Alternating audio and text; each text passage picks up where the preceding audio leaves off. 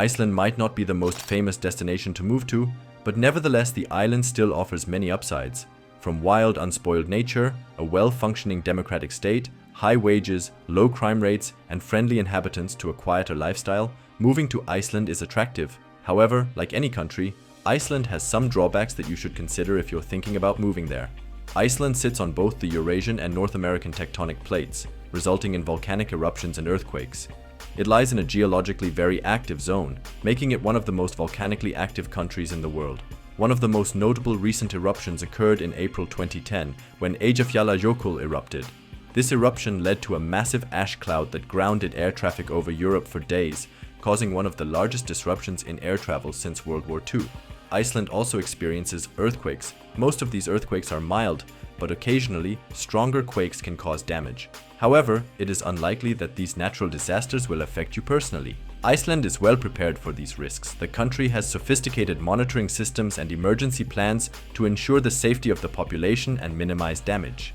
Icelandic is a North Germanic language closely related to other Scandinavian languages, but it has changed very little since Iceland was settled by Vikings and Celtic settlers from Scotland and Ireland.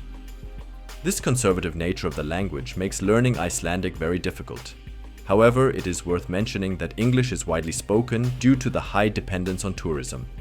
Nevertheless, the Icelandic language is a central part of the country's national identity and culture. If you plan to emigrate to Iceland, it wouldn't hurt to start learning the language now. This also demonstrates your willingness to integrate.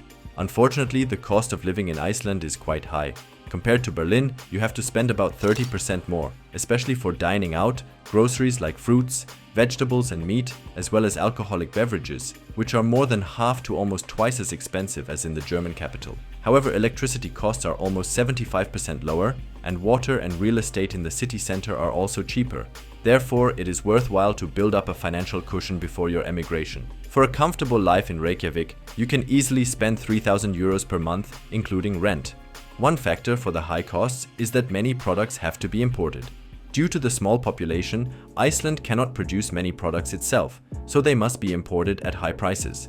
This includes groceries like fruits and vegetables, industrial products, machinery, consumer goods like clothing and electronics, and pharmaceutical products, which are mainly imported from Norway, the Netherlands, and Germany at high costs. So don't be surprised if you can't find all the products in stores right away, and be prepared for longer delivery times for special items. Iceland is not the best country to save some money on taxes. It also has a top tax rate of almost 50%, a 22% tax on capital gains, and a 24% standard VAT rate.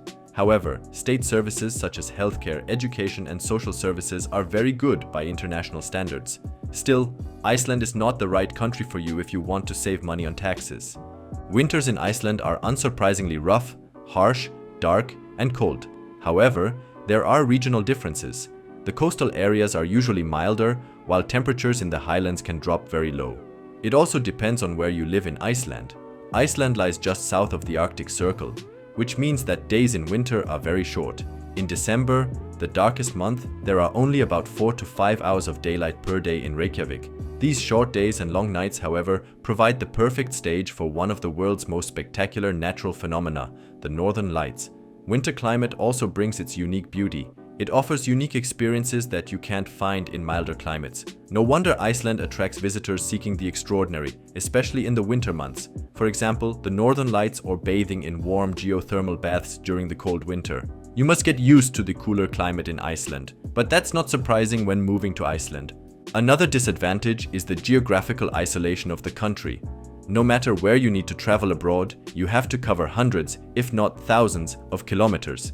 This usually involves flying, but there are also ferries to Denmark via the Faroe Islands, which takes 2 days. This makes visiting other countries more expensive, and maintaining contact with friends and family is not impossible, but somewhat hindered. For globetrotters, Iceland may not be the best choice. In general, it is not very difficult to find work in Iceland, but it is challenging to find work in specialized fields. With only 37,000 people living on the island, and tourism, fishing, and the energy industry making up a large part of the economy, finding specific job positions can be tough. If you are specialized in a particular field, you must check the job market before your emigration. Many young Icelanders move to the European mainland because there are more professional opportunities there. Of course, you can always work remotely to counteract this disadvantage. The quality and variety of food are also described as a disadvantage. Many foods cannot be grown in Iceland or only in greenhouses, leading to quality losses. A lot is imported from the mainland after being frozen and surviving a journey on a container ship. An emigrant from the Netherlands even calls Iceland the land of junk food and adds that the main dishes of the country are hot dogs and hamburgers.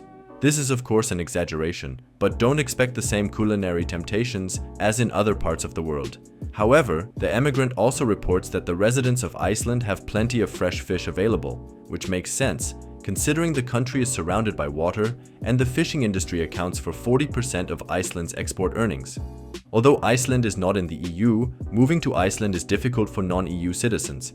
Even EU citizens need to register with the Icelandic authorities and apply for a kennitala, a national identification number. This is required for almost all administrative processes in Iceland. If you follow the immigration process with care and patience, you have nothing to fear and your emigration will be successful, at least from a bureaucratic perspective. Have I forgotten any downsides? Then please let me know in the comments. Thank you.